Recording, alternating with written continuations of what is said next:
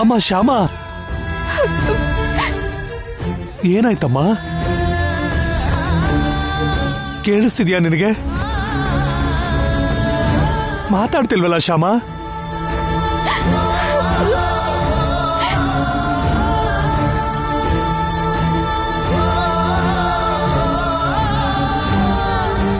ಏನಾಯ್ತಮ್ಮ ಅಲ್ಲಿ? ಅಮ್ಮ ಶ್ಯಾಮ, ಅಲ್ಲಿ ಏನೇ ನಡೆದಿದ್ರು ನೀನ್ ಭಯ ಪಡ್ಬೇಡ. ನಿನಗೆ ನಾನಿದ್ದೀನಮ್ಮ.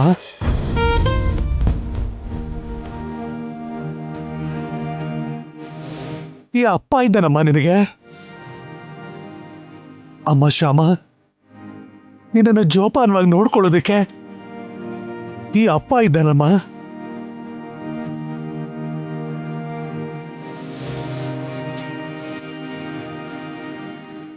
ಅಷ್ಟಕ್ಕೂ ಏನಾಯ್ತು ಅಂತ ಹೇಳಮ್ಮ. ಸಾಕು ಅಪ್ಪ, ಈ ಟೈಮಲ್ಲಿ ನೀವು ನನಗೆ ಇಷ್ಟು ಧೈರ್ಯ ಕೊಟ್ರೆ ಸಾಕು. ನಾನು ಅನ್ಕೊಂಡಿದ್ದನ್ನ ಸಾಧಿಸ್ತೀನಿ. ಅಪ್ಪ, ನನ್ಗೊಂದು ಸಮಸ್ಯೆ ಆಗಿದೆ. ನೀವು ಈಗಲೇ ಅಲ್ಲಿಂದ ಹೊರಟು ಬರ್ಬೇಕು. ಏನ್ ಸಮಸ್ಯೆನಮ್ಮ? ಬಂದ್ಮೇಲೆ ಹೇಳ್ತೀನಿ ಅಪ್ಪ. ಈಗಲೇ ಹೊರಟು ಬರಕ್ಕಾಗತ್ತಾ?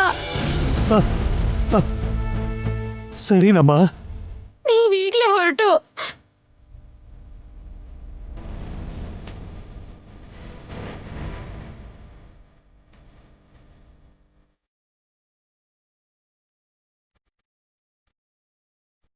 ಅಲ್ಲಿಗೆ ಬಂದ್ಬಿಡಿ. ಬರ್ತೀನಮ್ಮ, ಈಗಲೇ ಹೊರಡ್ತಾ ಇದ್ದೀನಿ. ಏನಾಯ್ತಪ್ಪ? ಶ್ಯಾಮ ಏನೋ ಸಮಸ್ಯೆಲಿದ್ದಾಳಂತೆ. ನಾನು ಈಗಲೇ ಹೊರಡ್ಬೇಕು.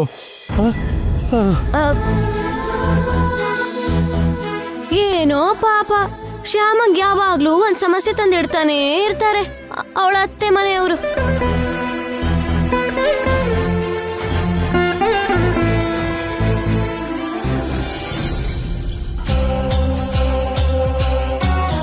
ನಂಗೆ ಮೊದ್ಲಿಂದನೂ ಅವಳ ಮೇಲೆ ಅನುಮಾನನೇ.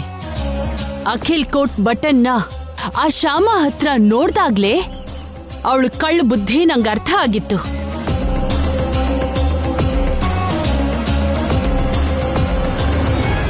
ಶ್ಯಾಮನ ಹತ್ರ ಕಳ್ಳ ಬುದ್ಧಿ ಇದ್ದಿದ್ರೆ ಆವತ್ತು ನಾನು ಪ್ರಜ್ಞೆ ತಪ್ಪಿ ಬಿದ್ದಿದ್ದಾಗ ಅಷ್ಟು ದುಡ್ಡಿರೋ ಸೂಟ್ ಕೇಸ್ನ ನನಗೆ ಮತ್ತೆ ವಾಪಸ್ ಕೊಡ್ತಿರ್ಲಿಲ್ಲ ಅಲ್ವಾ?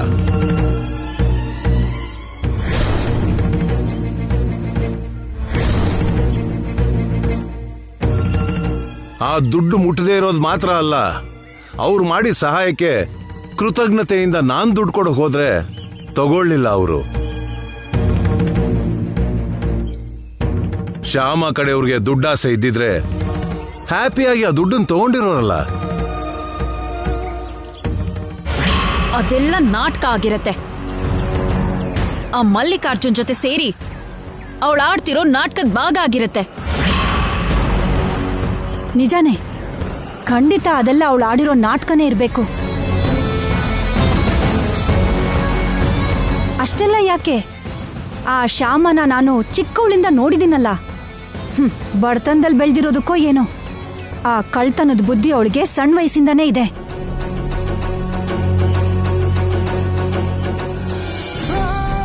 ಆವತ್ತು 50 ಲಕ್ಷ ಇರೋ ಬ್ರೀಫ್ ಕೇಸ್ ಅವ್ರ ಕೈಗೆ ಸಿಕ್ಕಿದಾಗ ಆವತ್ತು ಅವ್ರು ಬಡವ್ರೆ ಅಲ್ವಾ? ಆವತ್ತಿಲ್ದೇ ಇರೋ ಕಳ್ಳ ಬುದ್ಧಿ ಈಗ ಸಡನ್ ಆಗಿ ಎಲ್ಲಿ ಹುಟ್ಕೊಂಡ್ ಬರುತ್ತೆ? ಸ್ವಲ್ಪ ಯೋಚನೆ ಮಾಡು. ಅದೆಲ್ಲ ನನ್ಗೆ ಅನಾವಶ್ಯಕ. ಯಾವತ್ತಿಂದನೋ ಅವಳನ್ನ ದೂರ ಮಾಡ್ಬೇಕು ಅಂತ ಅನ್ಕೋತಿದ್ದೆ. ಈಗ ಅವಳೆ ನಮ್ಗೆ ಒಳ್ಳೆ ಅವಕಾಶ ಕೊಟ್ಟಿದ್ದಾಳೆ. ಈ ಅವಕಾಶನ ಹಾಳು ಮಾಡ್ಕೋಬಾರ್ದು.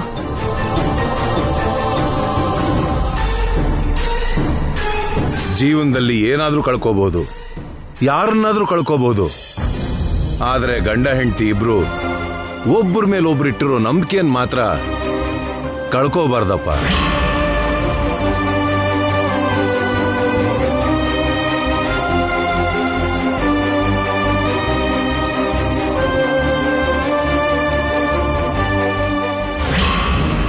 ನಿಜ ನಿಜಾನೇ ಅತ್ತೆ. ನೀವ್ ಹೇಳ್ದಾಗೆ ಈ ಅವಕಾಶನ ಕಳ್ಕೋಬಾರ್ದು. ಇದನ್ನೇ ಗಟ್ಟಿಯಾಗಿ ಹಿಡ್ಕೊಂಡು ನಾವು ಡೈವರ್ಸ್ಗೆ ಈಗಲೇ ಅಪ್ಲೈ ಮಾಡಬೇಕು.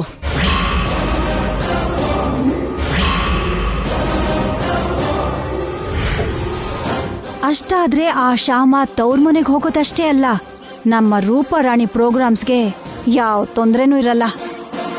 ಅಖಿಲ್ ಹೇಗಿದ್ರು ಈಗ ಶ್ಯಾಮನ್ ಮೇಲೆ ಕೋಪ ಮಾಡ್ಕೊಂಡಿರೋದ್ರಿಂದ ಈ ಮೂಡಲ್ಲೇ ಡೈವರ್ಸ್ ಪೇಪರ್ಸ್ಗೆ ಸೈನ್ ಮಾಡ್ಸದ್ರಾಯ್ತು.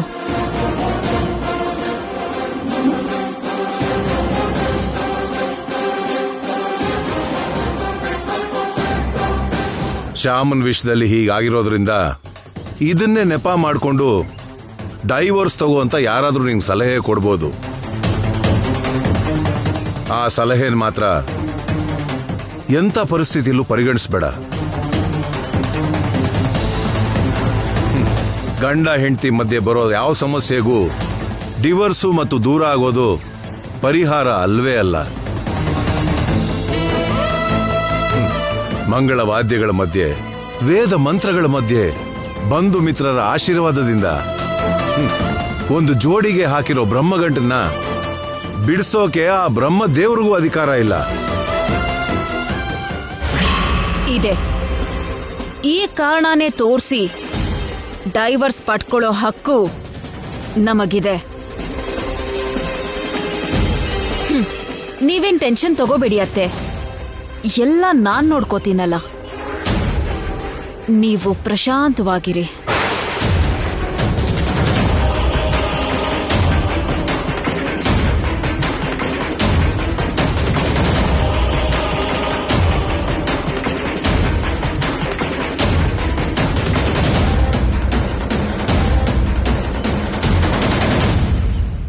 ನಡೆದಿರೋದ್ರ ಬಗ್ಗೆ ನೀನ್ ನಿಧಾನವಾಗಿ ಯೋಚನೆ ಮಾಡು. ನಿನಗ್ ಗೊತ್ತಿರೋ ಶ್ಯಾಮನ್ ಬಗ್ಗೆ, ಅವಳ ಮನಸ್ಥಿತಿ ಬಗ್ಗೆ ನಿಧಾನವಾಗಿ ಕೂತ್ ಯೋಚನೆ ಮಾಡು. 16 ದಿನಗಳ ಹಬ್ಬ ಆದಾಗ ಐಶ್ವರ್ಯ ಗೌರಮ್ಮ ಸೇರ್ಕೊಂಡು ಶ್ಯಾಮನ್ಗೆ ಕಳ್ಳಿ ಪಟ್ಟ ಹೊರಿಸ್ಬೇಕು ಅನ್ಕೊಂಡಾಗ, ಈ ವಿಷಯ ನಿನಗೆ ಮುಂಚೆನೆ ಗೊತ್ತಾಗದೆ ಇದ್ದಾಗ, ಅಕಸ್ಮಾತ್ ಆಗಿ ನೀನು ಅವ್ರ ಮಾತನ್ನ ಕೇಳಿಸ್ಕೊಳ್ದೆ ಇದ್ದಾಗ ಏನ್ ನಡೆದಿರೋದು?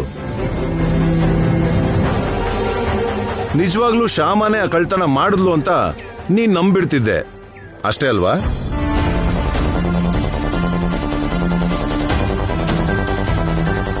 ಹೌದು ಡ್ಯಾಡಿ, ಶ್ಯಾಮ ಬಾಕ್ಸಲ್ಲಿ ಆ ದುಡ್ಡಿದೆ ಅಂತ ಹೇಳಿ ನಾನು ನಂಬಿರ್ತಿದ್ದೆ.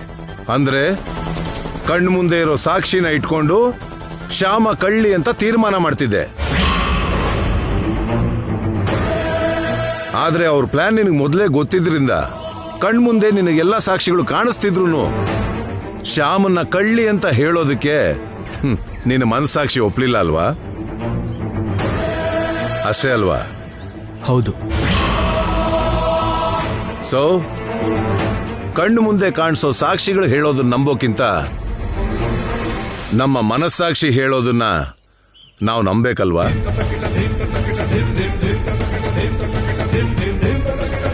ಕಣ್ಣು ಮುಂದೆ ಕಾಣಿಸೋ ಸಾಕ್ಷಿ ಒಂದ್ ಪಕ್ಷ ಸುಳ್ಳಾಗಿರ್ಬೋದೇ ಹೊರತು, ನಮ್ಮ ಮನಸ್ಸಾಕ್ಷಿ ಹೇಳೋ ಸಾಕ್ಷಿ ಮಾತ್ರ ಖಂಡಿತ ಸುಳ್ಳಾಗಲ್ಲ ಅಲ್ವಾ? 100ಕ್ಕೆ 100 ಪಾಲು ಅದು ನಿಜಾನೇ ಆಗಿರುತ್ತೆ ಅಲ್ವಾ?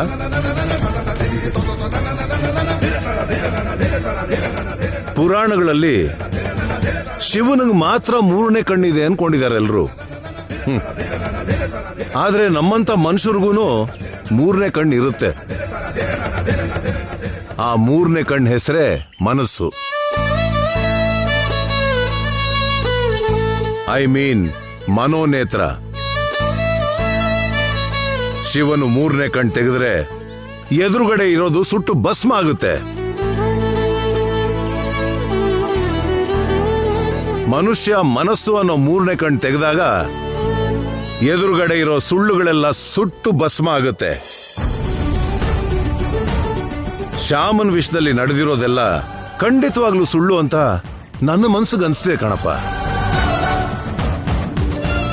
ಹಾಗೆ ನಿನಗೂ ಅನ್ಸ್ಬೇಕು ಅಂದ್ರೆ ನಡೆದಿದ್ದನ್ನ ನಿನ್ನ ಮನೋನೇತ್ರದಿಂದ ನೋಡ್ಬೇಕು.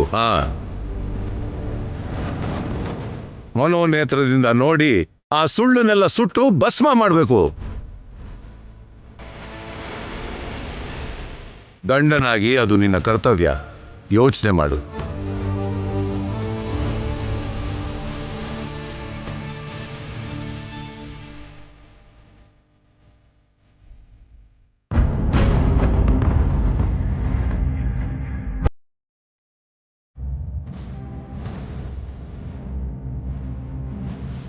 ನಾನು ದೇವಸ್ಥಾನಕ್ಕೆ ಹೋಗ್ತೀನಿ, ಅಲ್ಲಿಗೆ ದುಡ್ಡು ತಂದು ಕೊಡಿ ಅಂತ ನನ್ನ ಹತ್ರ ಫೋನ್ ಮಾಡಿ ಹೇಳಿದ್ಲು.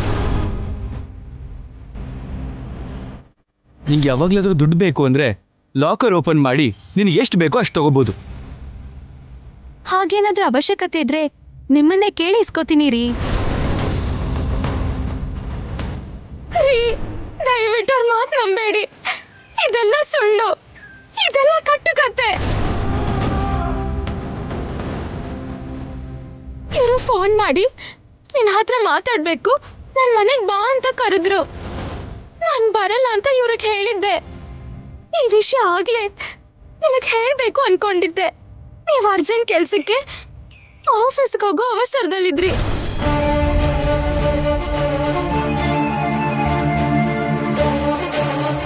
ಕಣ್ಣು ಮುಂದೆ ಕಾಣಿಸೋ ಸಾಕ್ಷಿ ಒಂದ್ ಪಕ್ಷ ಸುಳ್ಳಾಗಿರ್ಬೋದೇ ಹೊರತು ನಮ್ಮ ಮನಸ್ಸಾಕ್ಷಿ ಹೇಳೋ ಸಾಕ್ಷಿ ಮಾತ್ರ ಖಂಡಿತ ಸುಳ್ಳಾಗಲ್ಲ ಅಲ್ವಾ?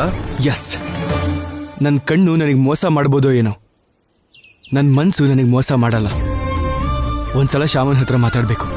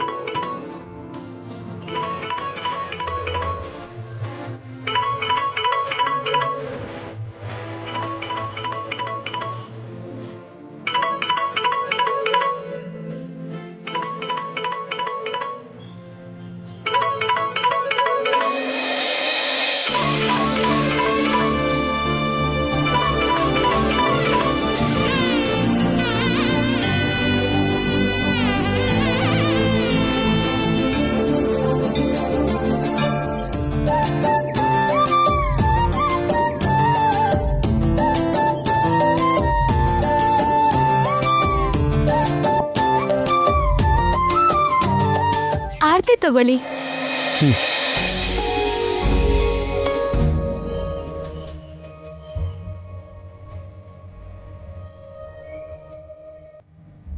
ಏನ್ ಶ್ಯಾಮ, ಪಕ್ಕದಲ್ಲೇ ಫೋನ್ ರಿಂಗ್ ಆಗ್ತಾ ಇದ್ರು ರಿಸೀವ್ ಮಾಡ್ತಿಲ್ಲ? ನೀವು ಫೋನ್ ಮಾಡಿದ್ರಾ? ಹೌದು.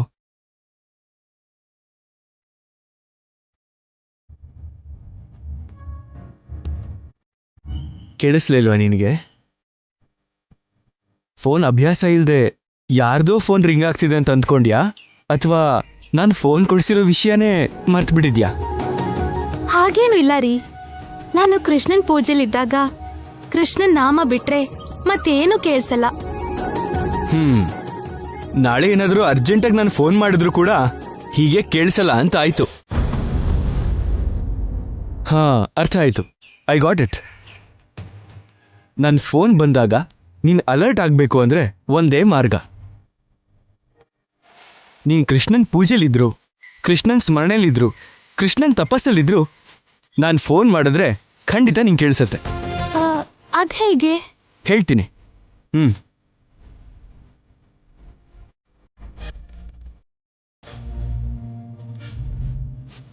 ಈಗ ನೀನು ಯಾವ ಪರಿಸ್ಥಿತಿಲಿದ್ರು ನೀನು ಫೋನ್ ರಿಂಗ್ ಟೋನ್ ನಿನಗೆ ಕೇಳಿಸತ್ತೆ. ಬೇಕಾದರೆ ನೋಡು.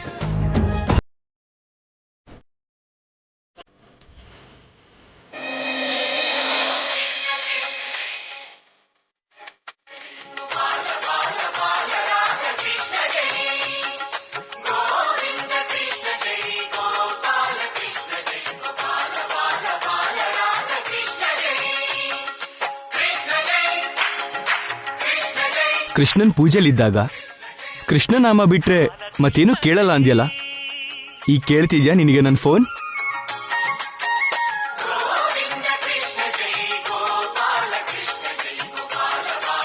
ಕೇಳಿಸ್ತಿದೆ ರೀ, ಕೊಳಲಿನ ಧ್ವನಿಯಾಗಿ ಕೇಳಿಸ್ತಿದೆ.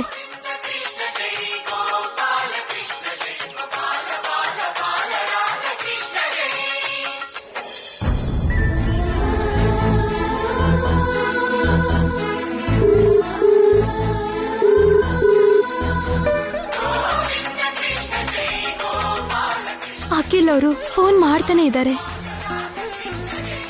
ಮಾತಾಡಬಾರ್ದು. ಅಖಿಲ್ ಅವ್ರಿಗೆ ನನ್ನ ಮೇಲೆ ಎಷ್ಟೆಲ್ಲ ನಂಬಿಕೆ ಇತ್ತು. ಮಲ್ಲಿಕಾರ್ಜುನ್ ಆ ನಂಬಿಕೆನ ಹಾಳು ಮಾಡಿದ್ದಕ್ಕೆ ಅಖಿಲ್ ಅವರು ತುಂಬಾ ನೊಂದ್ಕೊಂಡಿರ್ತಾರೆ.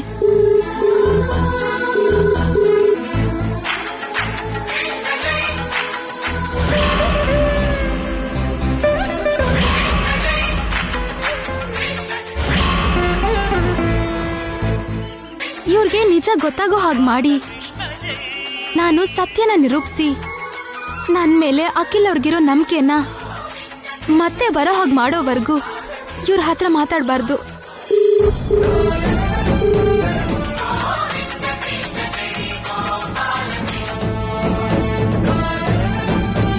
ಯಾಕೆ ಫೋನೇ ತೆಗಿತಾ ಇಲ್ವಲ್ಲ?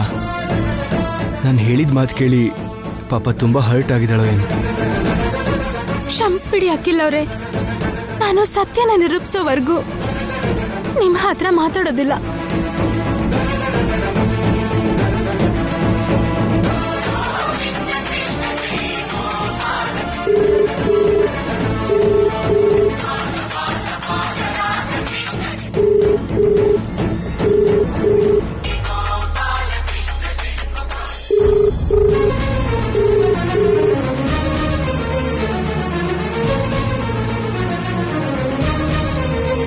ನನ್ನ ಫೋನ್ ಶ್ಯಾಮ ರಿಸೀವ್ ಮಾಡ್ತಿಲ್ಲ ಅಂದ್ರೆ ನಾನು ಅಂದು ಮಾತು ಕೇಳಿ ಶ್ಯಾಮನ್ ಮನ್ಸಿಗೆ ತುಂಬಾ ನೋವಾಗಿರ್ಬೇಕು. ಛೇ, ನಾನು ಆ ರೀತಿ ಮಾತಾಡ್ದಂಗೆ ಇರಬೇಕಾಗಿತ್ತು.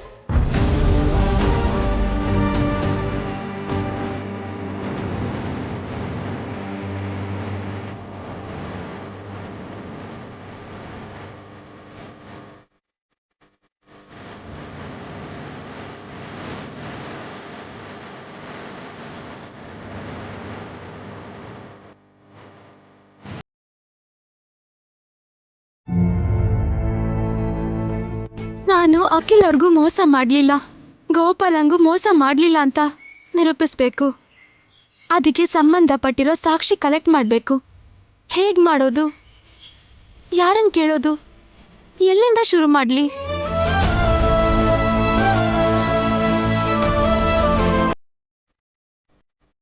ಅಪ್ಪ ಬಂದ್ಮೇಲೆ ಹೇಗಾದ್ರೂ ಮಾಡಿ ಆ ಮಲ್ಲಿಕಾರ್ಜುನ್ ಮಾಡಿದ ಮೋಸದ ಸಾಕ್ಷಿನ ಕಂಡುಹಿಡಿಬೇಕು. ಒಂದು ವೇಳೆ ಆ ಸಾಕ್ಷಿ ಸಿಗದೇ ಇದ್ರೆ ಏನ್ ಮಾಡಬೇಕು?